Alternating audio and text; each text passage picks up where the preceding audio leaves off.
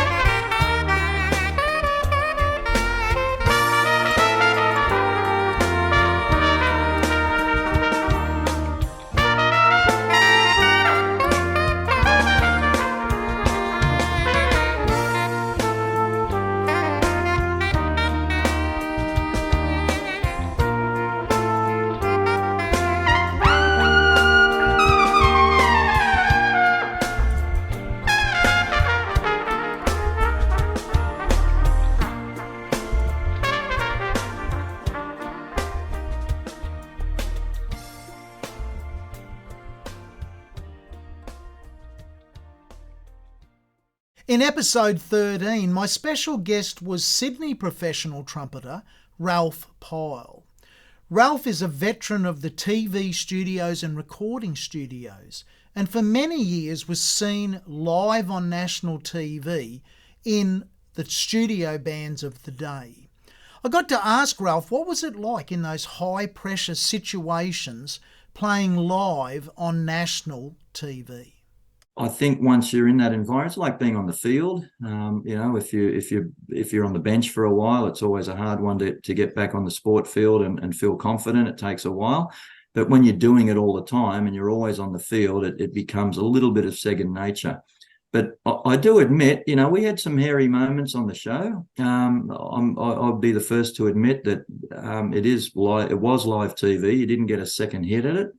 And quite often you'd be sitting there in the dark, so to speak, and there was no commercial break or anything so that you could have a bit of a warm-up or anything before the next segment you had to play.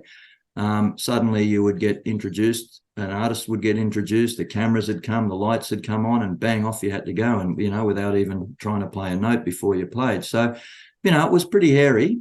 For our collaboration, Ralph chose the beautiful jazz standard My Funny Valentine.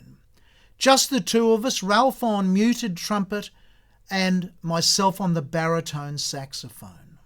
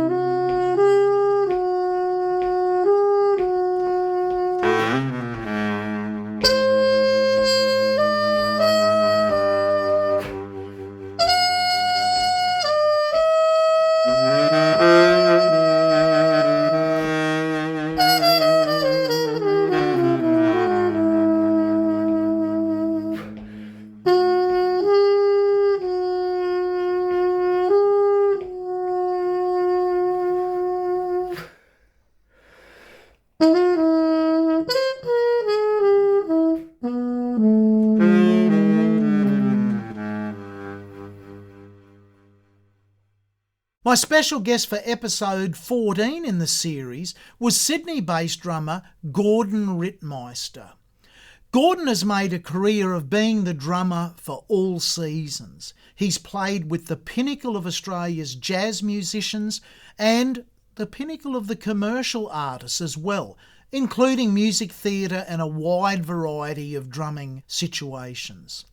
I got to ask Gordon what was it like trying to etch out a living as a professional drummer in the relatively small population country that is Australia. I suppose if I was, my level of drummer in say the States or whatever, you'd get on a tour and you'd have that tour and you wouldn't need to do anything else because the tour would go long enough, be paid well enough, Yep. and you'd be looked after. And, so you get on a run like with a certain act. But here, if you're playing with a top name act, or, a medium name act or whatever, it's still like a weekend here, nothing for 2 weeks, 4 days there, nothing for a month, 2 weeks of solid with them, nothing for, so in between you've got to keep all these other things up. So I mean, I've had the experience of, being on the Opera House stage, getting a standing ovation, and like with the Sydney Symphony and some artists and whatever, and getting it like, and then the next day I'm on the back of a truck out in Windsor somewhere, playing in a paddock, For our collaboration, Gordon chose the wonderful jazz standard Bye Bye Blackbird. He's playing just brushes on snare drum, and he's got his hi-hats with him, and I'm playing the tenor sax.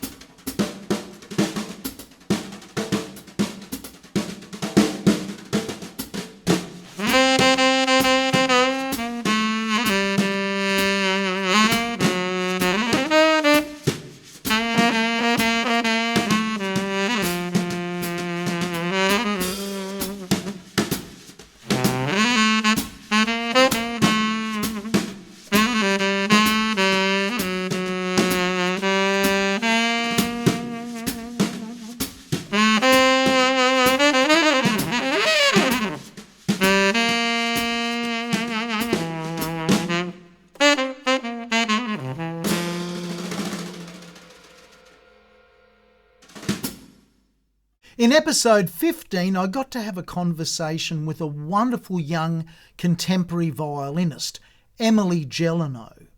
Emily spent a number of years studying at the prestigious Berklee College of Music in the USA. I got to ask Emily, what's it like at Berklee? Yeah, so interestingly enough, I don't know if a lot of people know this about Berklee, but when you enter into Berklee, you don't enter into a major. You spend about a year or maybe even 2 years undeclared is what they say, and you're just doing core music courses that you need to do, and then you declare your major. Okay. So yeah, unlike pretty much any other university where you are going to do that program, you all come in as just the same, and then you choose. And so when I chose, I decided to do a double major of violin performance and film scoring. So that's the two that I did together.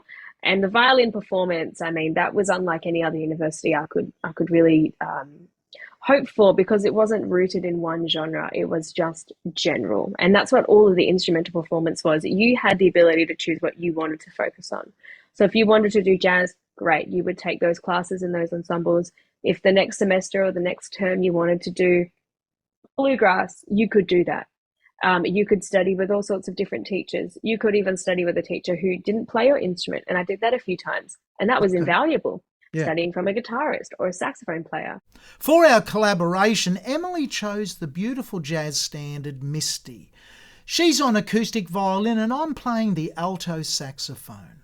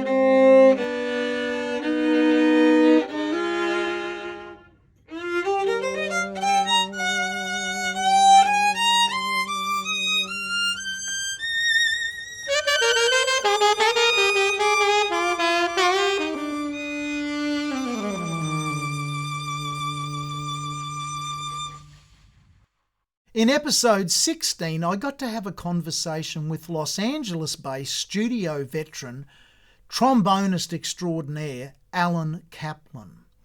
Alan toured the world with the Buddy Rich Band in his younger days, and I got to ask Alan what sort of boundaries, if any, were placed on him in Buddy's band as far as when he stood up and took an improvised solo. Everybody who improvised was free to play whatever they wanted to play. Right. I mean, if he didn't like the style, I mean, we've had some saxophone players that got a little bit too avant-garde, and he wouldn't like that. No, but, okay, yeah. But if you're just playing a solo, no, there were never. My experience with Harry James was a little bit different.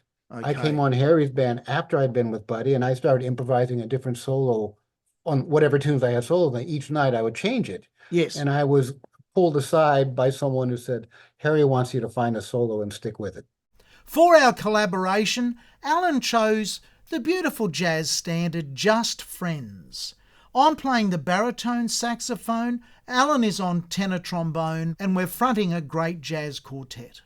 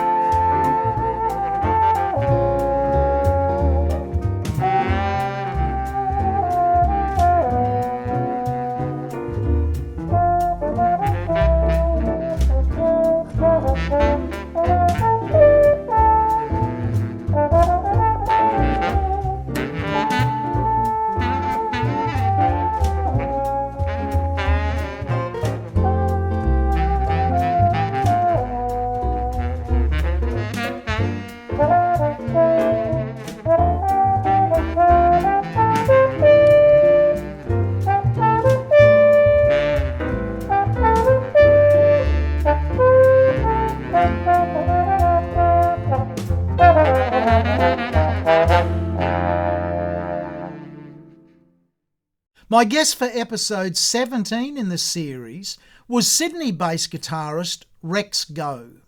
Rex has literally recorded and performed and toured with all of the big names in the Australian music industry, including superstar acts such as Savage Garden. Rex realised pretty early on that being self-taught, if he wanted to enter into the studio scene, the TV band scene, he would need to improve his education in music. Let's have a listen to Rex talk a little bit about what that process felt like to him. First week of the course, and there was James Morrison, there was Lloyd Swanton, Yes. there was Dale Barlow. Oh, mate, you're in with the heavy hitters. In with the I heavy know. hitters. But we were young. Yeah. Oh, But I mean, watching those guys, I mean, when I saw James Morrison, he was a trumpet player, and then he sat on the piano and he plays the crap out of the piano. absolutely, yeah. And when I saw, Dale Barlow play, and I saw Lloyd Swan, I said, what am I doing here? For our collaboration, Rex chose the beautiful original composition, Burn for You, co-composed by one of Australia's most successful ever pop singers, John Farnham. Rex played a beautiful Gibson acoustic guitar on this track, and I played the soprano saxophone.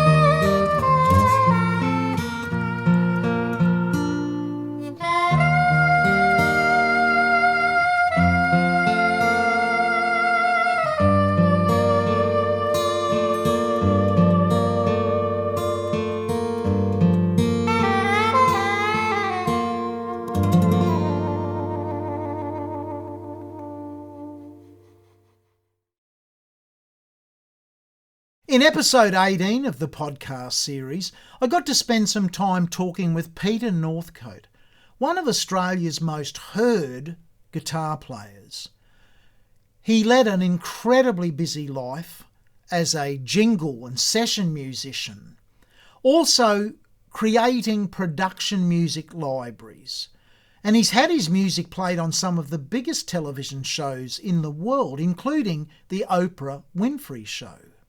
When COVID-19 hit our major capital cities hard, lockdowns were in place, and for the first time in his career, Peter was unable to perform live and to perform with other musicians. Have a listen to how Peter dealt with the COVID-19 shutdowns. So I started recording basic demos of just me playing guitar, but I would use that as my template once I'd gotten, or then I would send that out to a singer. And I work with some amazing singers, Absolutely. right? They're all amazing. Yeah. So I would send that to a singer and say, sing on it. Here's the arrangement. And they'd send me the video back. And I would rip the audio and the video. Yes. And then I'd start creating a clip. And every day, I did it every day for, I don't know, a month and a half or something like that. So every day I was doing something. And it was, from the moment I woke up, I was doing stuff. For our collaboration, Peter suggested the lesser-known Beatles song, She's Leaving Home. Peter played one of his many Fender Stratocasters, and I played the pedal steel guitar.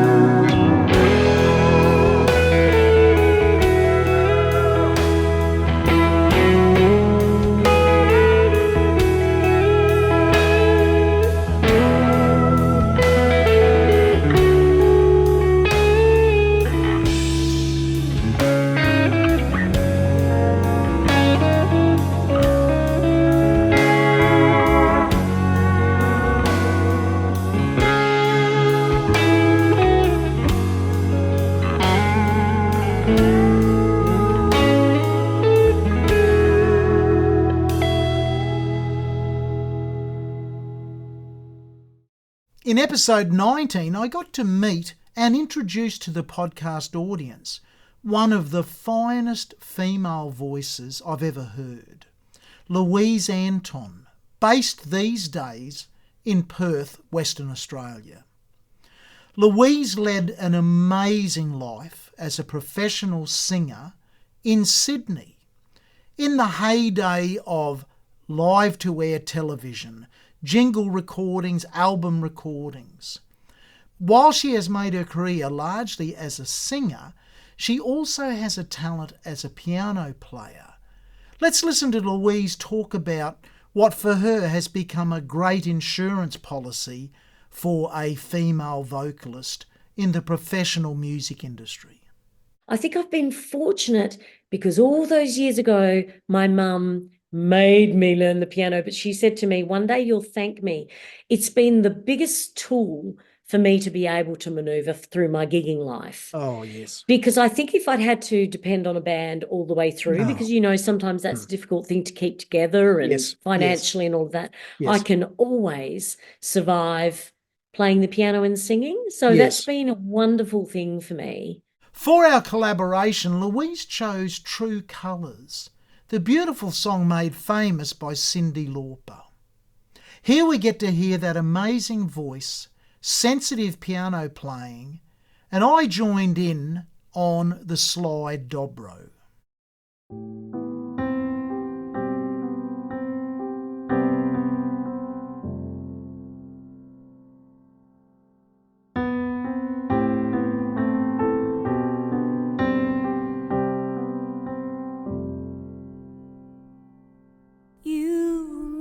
sad eyes. Don't be discouraged. Oh, I realize it's hard to take courage in a world full of people. You can lose sight of it all, and the darkness inside will make you feel so small. And I see your true colors shining through. I see your true colors. That's why I love you. Don't be afraid to let them show your true colors. True colors are beautiful,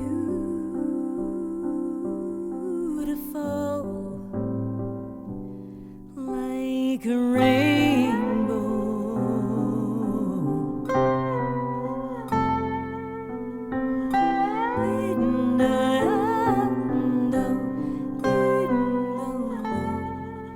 Show me a smile then. Don't be unhappy. Can't remember when I last saw you laughing. If this world makes you go crazy and you've taken all you can bear, you can call me up, because you know I'll be there. And I'll see your true colors shining through. I see your true colors, and that's why I love you. So don't be afraid to let them show your true colors. True colors are beautiful,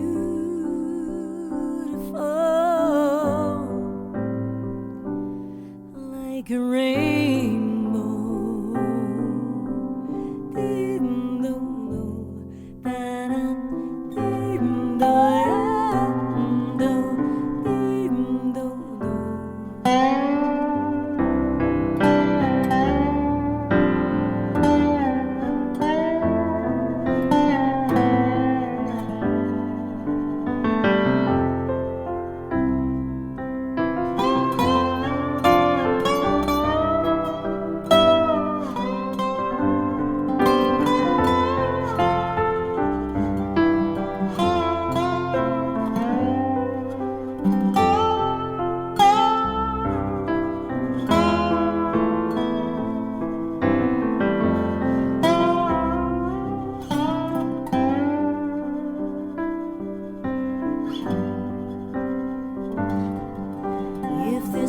Makes you go crazy and you're taking all you can bear, you can call me up, because you know I'll be there.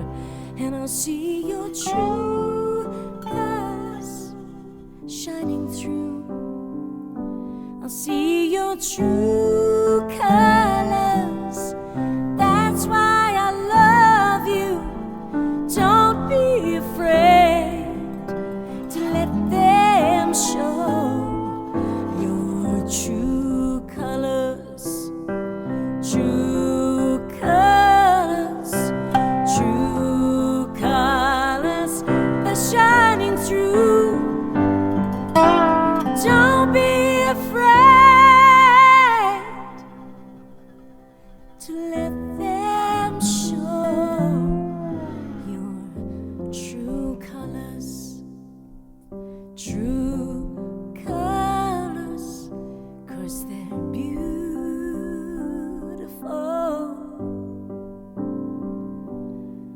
like a rainbow. Deem-do-do, da-da, deem-do-da-da-do,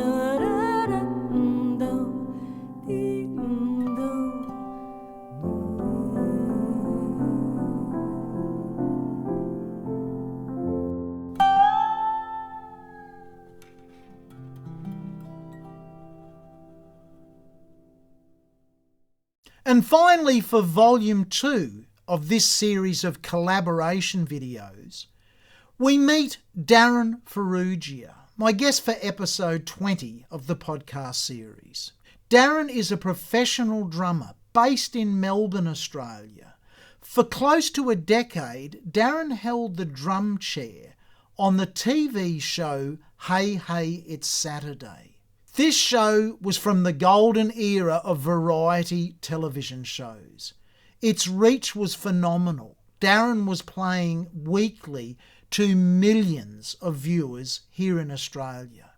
The only real comparison to Hey Hey It's Saturday on an international level would be something like Saturday Night Live in the USA.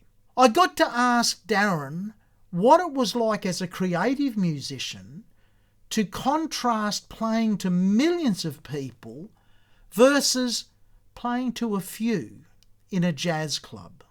There will be people sitting, a meter away from me. And I love that. I love that very close connection with an audience. That is so important to me. So I love playing in jazz clubs. I love connecting with an audience. I hate the idea of playing in a pit and having no connection to the audience. For our collaboration video, Darryn and I have chosen an Ellington classic, Things Ain't What They Used to Be. I'm playing a beautiful Prattley guitar, which is made on the Gold Coast in Queensland, Australia. And Darryn is in his home studio creating magic on the drum kit.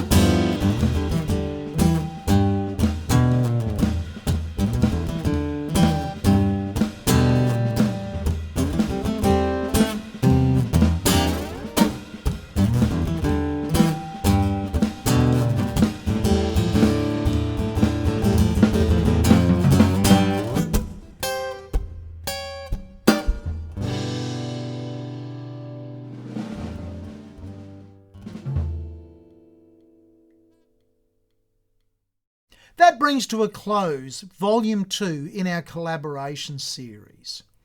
Please check out all of the individual podcast episodes. They're grouped together in a playlist on my YouTube channel. I have a link to that playlist in the description for this video. Also check out Volume 1 in the series, which is available on a separate link below. Until next time, enjoy your music.